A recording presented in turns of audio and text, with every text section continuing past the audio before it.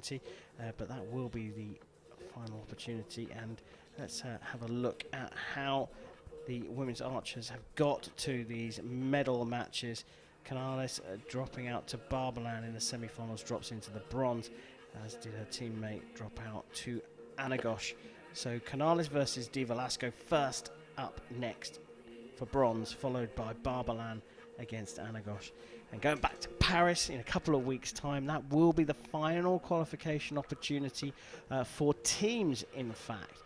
Tied into the Hyundai Archery World Cup Stage 3 in Paris will be the final archery qualifier for teams, and all things can change there. Spain could qualify a women's team for the Olympic Games, so it might not be done and dusted for these two archers just yet, but they've got to have their hats in the ring.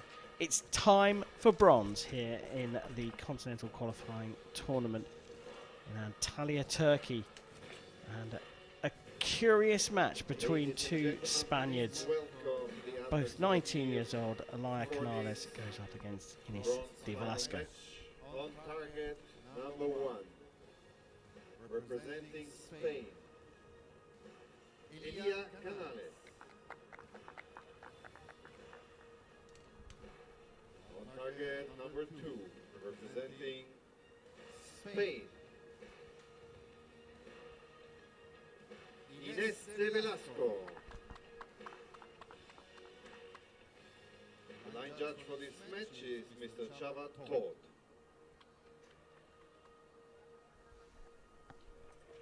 Well, here we have it, two Spaniards shooting a match that may well be the playoff for the Olympic spot. That, well, arguably you could say Canales booked for Spain, only because she went first in the quarterfinals.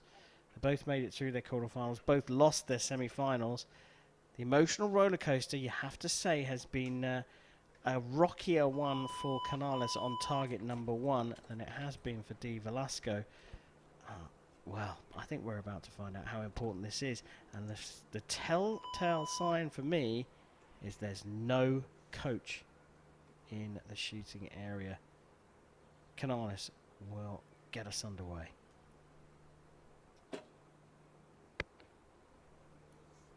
Nine.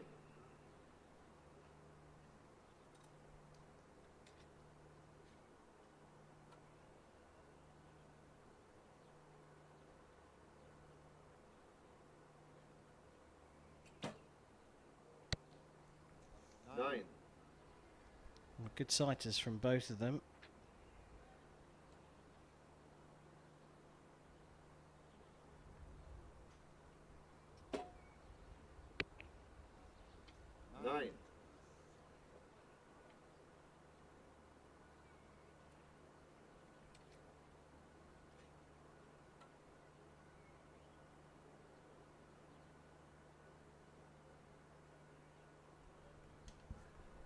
Really long holds again, and with no coach behind her, no one counting down the clock either.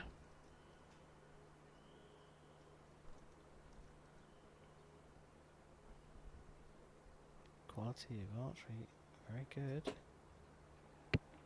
Pair of 9s followed by a 10 for Canales, so she's put a little bit of pressure here on already. What can Ines De Velasco produce with her final arrow?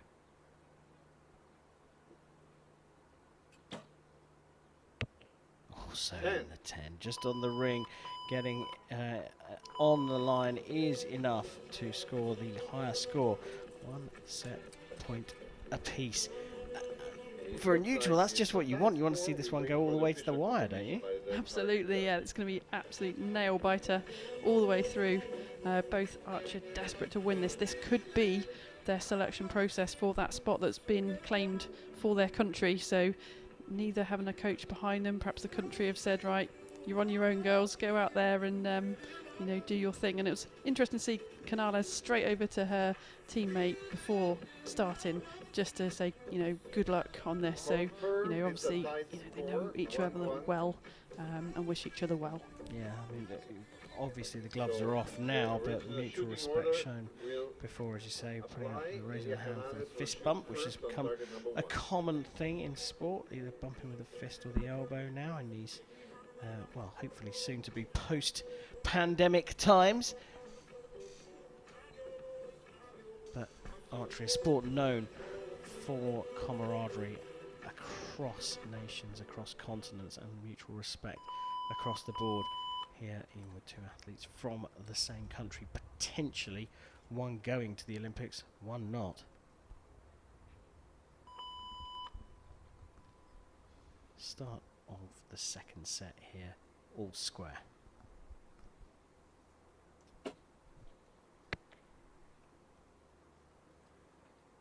Ten. 8 or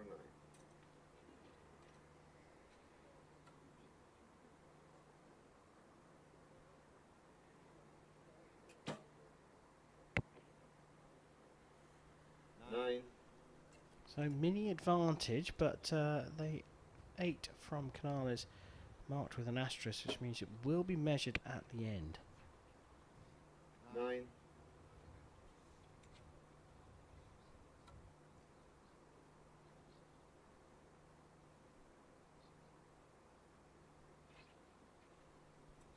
Seeing that shaking again in the front arm that we saw before in the last match.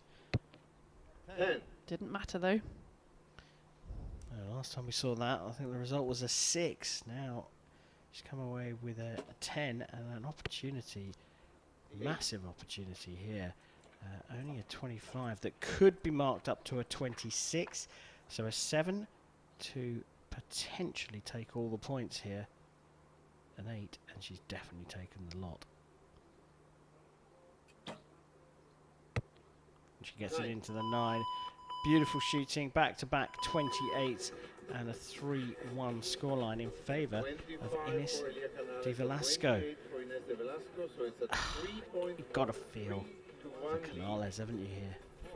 It's all to play for. 3-1, set system, anything can happen. She's got to keep her game face now. She's got to stay in her groove, go out there, shoot the best arrow she can.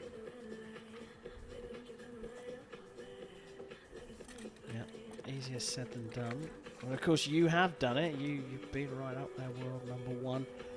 The pressure must be immense when you come down. Have you been in a situation where you've shot against a teammate for a prize? I mean, whether that's selection for an event or a squad. Yeah, European Games, Baku, shot against Naomi Foulkard, teammate, and around there. And it's hard because you know each other. You know each other inside out. And I knew she was the better athlete, but I nudged her and I managed to knock her out. So it's an interesting balance. It can go either way. The underdog or the favourite, it's just so hard to call. Then, you've got to keep yourself in the present, each and every arrow, one at a time. Yeah, you certainly have. 3-1 to De Velasco. So Canales on target #1 will shoot first. And now that you've mentioned Naomi Foulkard, we should congratulate her because she has been named on the British team who have qualified already for Tokyo. Which one of these two is going to join her?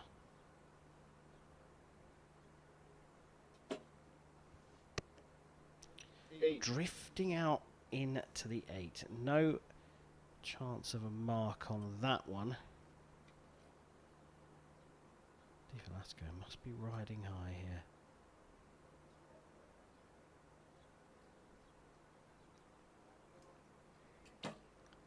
Another long hold there, drifting out onto the left and into the 8 as well. Her not having a coach behind her could be a huge factor. Normally you've got 20 seconds to shoot. Normally your coach would be behind you, counting you down, perhaps 10 seconds, 5, 4, 3, 2, 1, and not hearing that could have an impact on her. And do you think that's likely to mean that she's going to release earlier than perhaps she would, or is it likely to be later?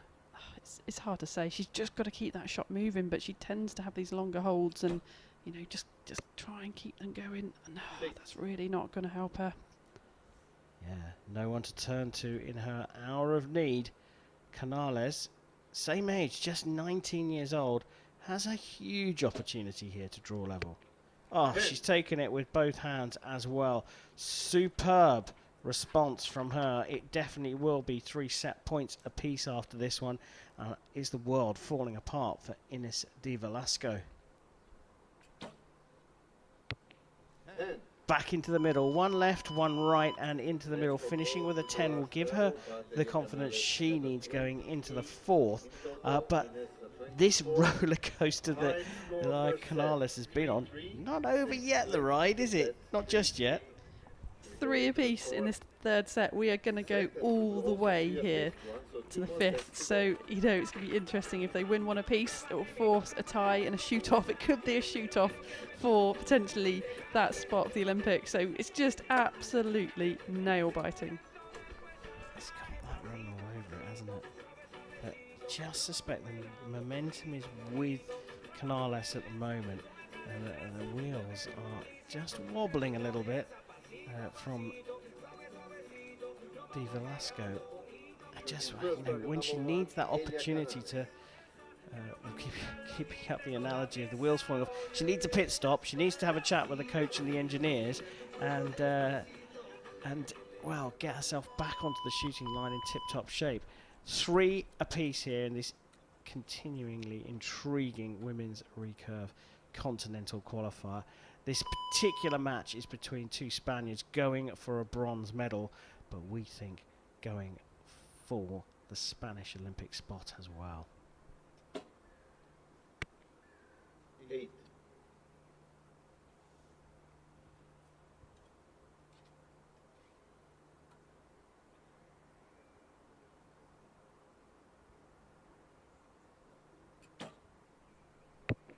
Well, just when you think that someone's having a big wobble, they steal an early lead here. Pressure must be immense for Canales. 9. Just dropping low could be a sign of just maybe a little bit of a soft shot, not keeping the pressure on under all this pressure she's facing.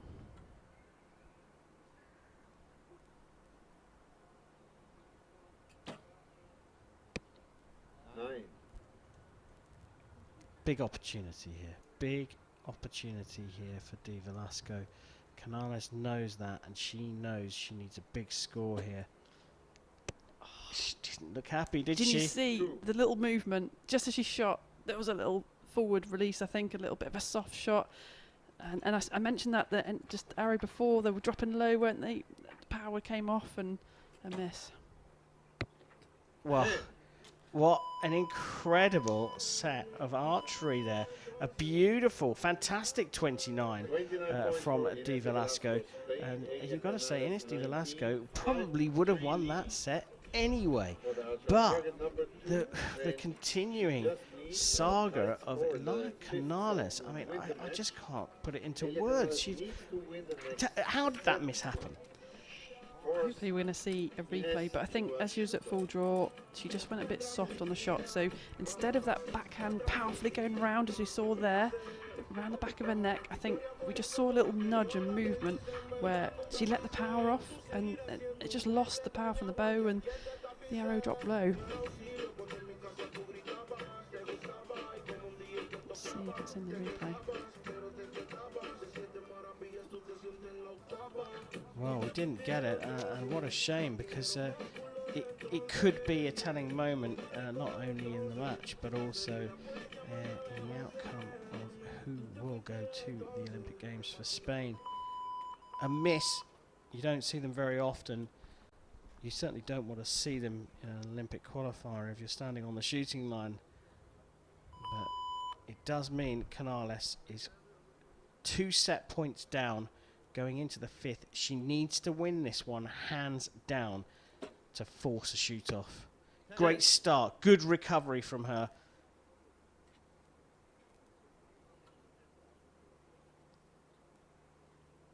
Ines De Velasco has been in the middle of the target now for 4 consecutive shots, recovering from a 6 in the 3rd, and she remains there. Form solid. Just when the momentum looked like it was with Canales, 1 weak shot and everything has changed around. And there is another, oh dear, out into the 4. Nikki, what on earth happened there? She knew, didn't she? Straight away, she knew. I think the pressure is just getting to her. This literally is the fight for potentially their Olympic spot right here.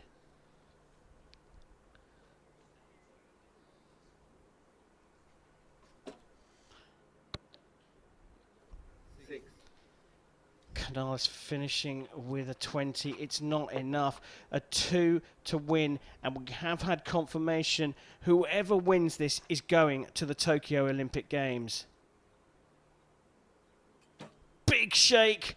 It's in a 9. It's a fabulous finish for Ines De Velasco. Not only has she picked up the bronze medal here at the Antalya Continental Qualification Tournament, she has also booked her place in the Spanish archery team for the Olympic Games in a little under 50 days' time. Nikki, what a day for her, and what a day for her teammate. Yeah, I think, you know, she didn't show the emotion of happiness. She just consoled her teammate there, who has just lost her spot for the Olympics. So, yeah, huge emotions. It just means so much to these archers. It really is the pinnacle of our sport. To get there, to get a spot for the Olympic Games means everything. Congratulations again for the yeah, well spotted as well, Ines De Velasco, just containing her celebrations for now, thinking about her teammate and what crushing blow that must have been for her. And one has to look at that reaction winning the first quarter-final. And perhaps we'll never know. Perhaps that was just pure emotion coming out from the win, knowing that the job wasn't done. But to me, it looked like a complete outpouring. The emotions, they ran over really, and she's not been able to recover. Yeah, you know, the rules are here that if you make it into the final four, you've got your spot. So she's come here thinking that, but there was that little complication that if your teammate does the same, that spot's not yours yet. So it is so difficult to contain your emotions when you think you've just won, you've won a spot for your country. It did come out pouring, and I think, yeah, like you said, really, it was just a little bit too much too soon, and she's just never really recovered it. And the pressure in that last match, missing in the fourth set, just the pressure, so much here on the line.